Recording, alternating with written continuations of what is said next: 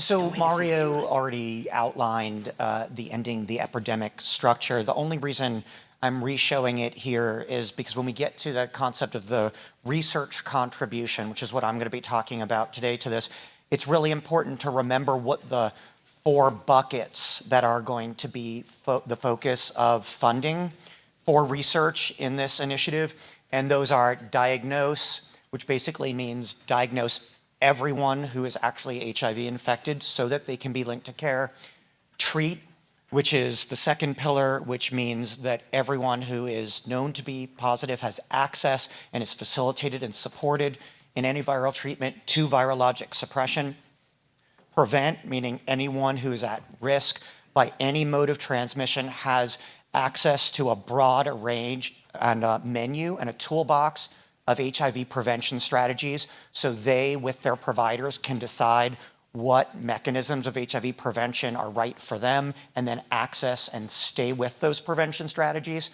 And respond, which is very much what Mario was focusing on in this. We need real-time accelerated information so that new focuses, outbreaks, events that weren't anticipated and aren't currently being targeted can be responded to rapidly in real time. So this is a little bit fuzzy, I apologize, but it's just a reminder to all of us that we really do have an enormous number of tools for both treatment and prevention, and some of those are actually both in our armamentarium, in our toolbox today, right? I mean, the holy grail for prevention is a vaccine, right? That you get one shot or a series of shots and you would never have to worry about any other methods of HIV prevention. But 30+ on years in the epidemic, unfortunately, we're actually still as far away today as we were 30 years ago. We don't have one. Research is ongoing, but we don't have one. And these are tools that we have today. And I think it really is incumbent on all of us to leverage tools we have today while we're waiting for what we hope will be in the future.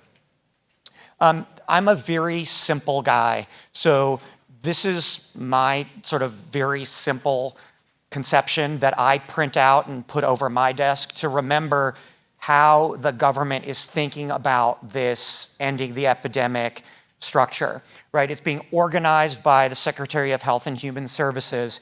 And then there's a whole series of treatment and care and service delivery partners, CDC, the HRSA, Indian Health Services, and SAMHSA. And then there's a research component. And the research component is actually a fairly small component of this, and that's the NIH, the second one on the left. And when people sort of wonder what the breakdown of this funding distribution is currently planned, it's shown here. So it's about $290 million that's anticipated, and most of that is going actually for services and surveillance, right? So 140 million planned for the CDC, 120 million to HRSA, 25 million to the Indian Health Services, and then 6 million planned for research. So just to give you an idea about how that money, at least currently, is planning to be divided. And the other thing that I like to print out and put over my desk is a reminder that this is really a whole of society initiative, that everyone needs to be at the table for this to be successful. And my favorite one here is the yellow box. You. Everyone in this room, everyone who cares or is affected by or living with HIV is part of this project. And I think we all need to remember that and come together collaboratively with new innovative ideas, because what is going on currently obviously is not working. So we need new ideas at the table, and we need more of what has been proven to work.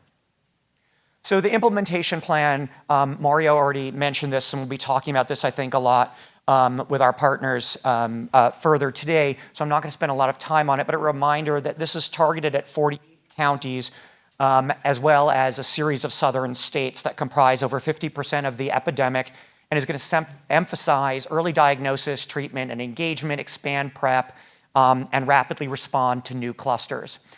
Tony Fauci, who's the head of the National Institute of Allergy and Infectious Disease at the NIH, I think said it best in an editorial he wrote in the Washington Post in 2016, that there really are no excuses. We have the tools to end this epidemic. Where is the political will and where are the financial resources to implement them to reach this goal? And that is sort of the rallying cry of, I think, the Ending the Epidemic initiative.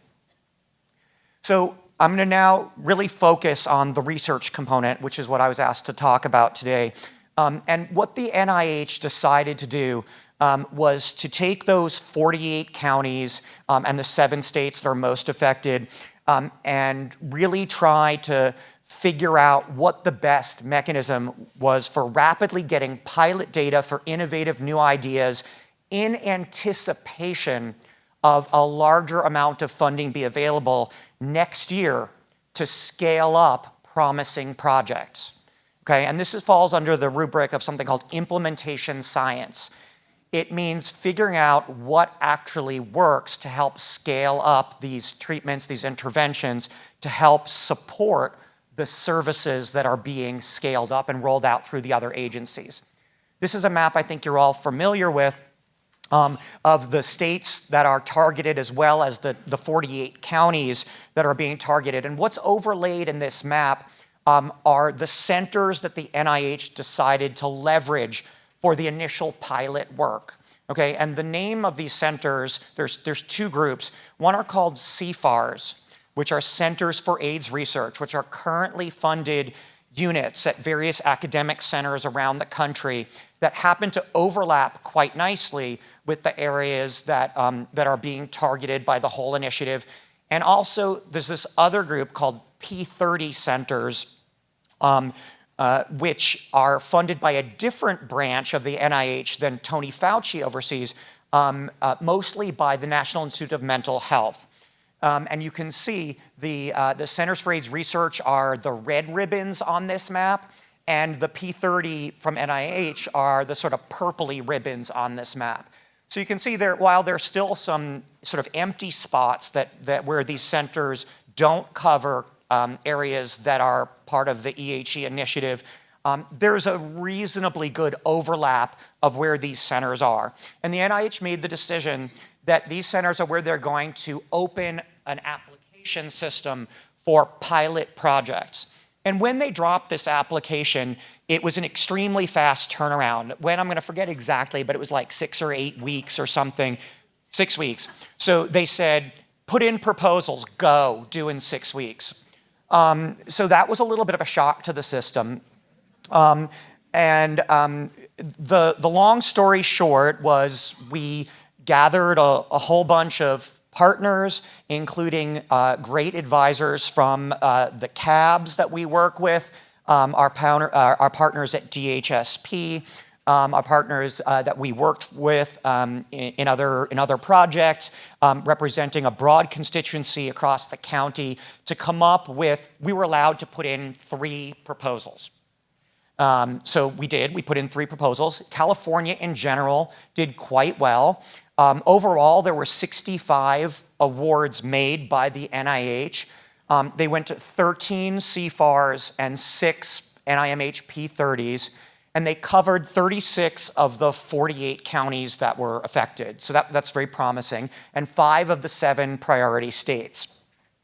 13 awards in California, 3 came to CHIPS, 3 came to the Center for AIDS Prevention Services in San Francisco, 3 to the UCSF CFAR, and 4 to the UCSD CFAR in San Diego. So California did really well. Remember, these are planning grants. These are small grants to do formative work very quickly so that sometime in 2020, when this larger amount of funding becomes available, those groups can apply for those fundings to scale up these pilot projects. So the 3 projects that were funded through CHIPS, I'm going to go through really quickly in my last 5 minutes with you. One is a regional response to HIV eradication across Southern California counties. We're calling it the Regional Coordination Project. And this is really a really close and intense partnership with DHSP, a lot of community partners here in LA, and surrounding counties, which, as far as I've been told, has never been done before. So this is a novel and incredibly important initiative that we hope will accelerate surveillance and identification of outbreaks, and particularly with people becoming forced out of their homes by the cost of housing, the lack of local available housing, and being pushed even out of LA County into surrounding counties. The coordination across these counties becomes ever more important for understanding our epidemic, as it really becomes almost a migratory epidemic. The second one is how to scale up PrEP for most vulnerable populations that are disproportionately affected by HIV using digital technology. And the third is really looking at this treatment pillar of getting ready for these long-acting injectable treatments. So instead of pills every day, there's going to be an opportunity, probably in early 2020, for shots that would be initially once a month to keep people HIV suppressed, and what that can do to help us improve the care cascade, and are we ready for it here in Los Angeles? So briefly, the Regional Coordination Project, the leads are Steve Shoptaw and Wen Cao. We also have a large number of additional partners in DHSP and the PAATC, some of whom are here today, and I just want to mention Tom Donahoe is here, and Sandra Cuevas, also from PAATC, who are partnering with us, and also at the State Office of AIDS, Marissa Ramos and Kevin Sitter are close partners in this project, as well as a number of community agencies locally and the surrounding counties. This is for the Respond pillar. And again, there are meetings planned to identify the infrastructure, resources, and capacity building needs to support coordination among these counties for surveillance. So we're very excited about that. The planned activities of this pilot grant are to solicit community input, meet with the state and 8 California counties. This happened already on October 24th. Planning stakeholder engagement and gathering perspectives. There's a regional meeting planned for January of 2020 to outline a regional strategy and coordinate next steps. And we're working closely with the State Office of AIDS to identify and allot resources to sustain a regional plan that'll be coordinated across those 5 counties. And then, of course, develop a report to support and sustain the EHE activities in anticipation of this larger application, where hopefully this process will be scaled up and continued when we see what that application looks like. The digital PrEP project is being led by Dr. Delara Uskup, who's here today, and Ron Brooks, also from UCLA. This is the Protect pillar. And again, looking at assessing the feasibility of digital technology delivery systems to promote PrEP uptake, acknowledging that medical mistrust and centers that are conventionally identified as locations where people seek services for HIV prevention and treatment are often not okay for people who are already stigmatized or are concerned that they're going to be stigmatized by seeking those prevention services, and is likely limiting uptake of this very powerful prevention strategy. So I think that's tremendously exciting. Again, gathering community input. There are a series of planned community consultations in February of 2020 that's scheduled, so look out for invitations to that. There'll be breakout sessions for Black and Latino MSM, Black and Latina trans women, Black and Latina cis women, and persons who inject drugs. And the idea is going to be to generate a compendium of practices that will promote deployment of PrEP using these technology-based services. And again, prepare us for what we hope will be a larger opportunity to try out some of these in actually some research settings with the larger grant application that, again, we're hoping is going to come out sometime in 2020. And lastly is this long-acting injectable and a retroviral system that I'm heading along with David Goodman-Meza, also of UCLA, and this is under the treat pillar. And again, this is this idea that there's about to be the first FDA approvals. It's scheduled for, I think, December 26th is the due date for the FDA to make a decision about this, about a monthly injectable treatment that will allow people who are undetectable currently to switch from daily pills to monthly injections. And then sometime soon, it'll be every 2-month injections. It won't be every 1 month anymore. But it will still require that people be virally suppressed before they can use this, just because of the way the medications are designed and constructed. Obviously, that's not optimal for people who've been out of care and have trouble with pills. And we're hoping in the future to have more of these long-acting kind of options that will be more powerful than this current generation of them, and will give more opportunities for leveraging this for people who really have trouble taking daily pills. The advantages, of course, injectables is, it may address the adherence issues due to less frequent scheduling. Some people won't have to carry around pills that could be stigmatizing. There'll be fewer or different side effects.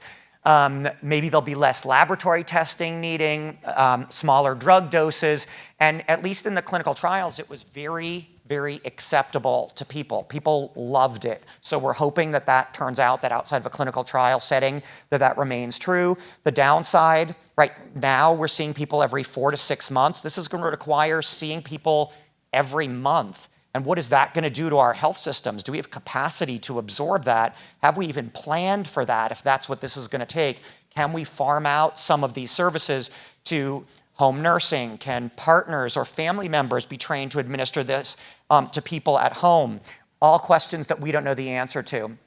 The shots are big. They're large volumes, so they have to be given in the buttocks and the gluteal region. And that's not going to be acceptable to some people, and some people hate needles. So this isn't going to be for everyone, but it's certainly a step in the right direction. And we have no idea what it's going to cost. Until there's an FDA approval, the companies that make it will not comment on how they're going to price it. So that is an enormous unknown, and I think we're all terrified that they're going to charge whatever the market will bear because they can. So I think we're all very anxious about that.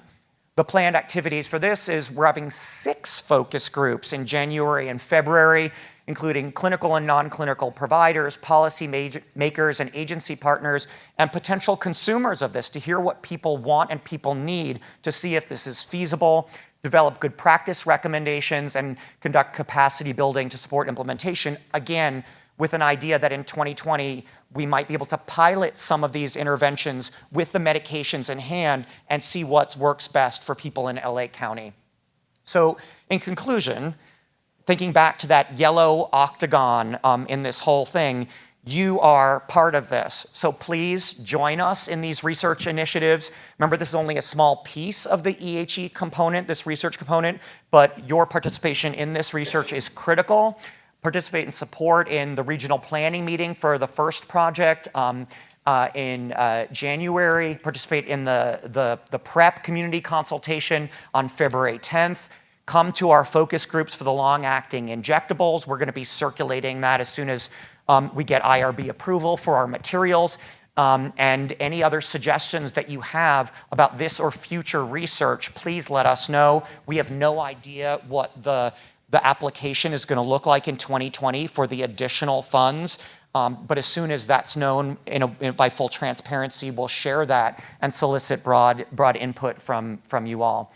These are our contact infos if you want to get in touch with us or come find us at the end of this meeting. And I just want to end by, again, thanking our CAB members, some of whom are here in the room, Abad Lopez, Felipe Finlay, and Dalia Ferlito, and our DHSP partners, Becca Cohen, Wendy Garland, Sonali Kulkarni, Mario, of course, and others at DHSP, and all of our other partners, including Dami and Nike at CHIPS for making all this possible. Thank you.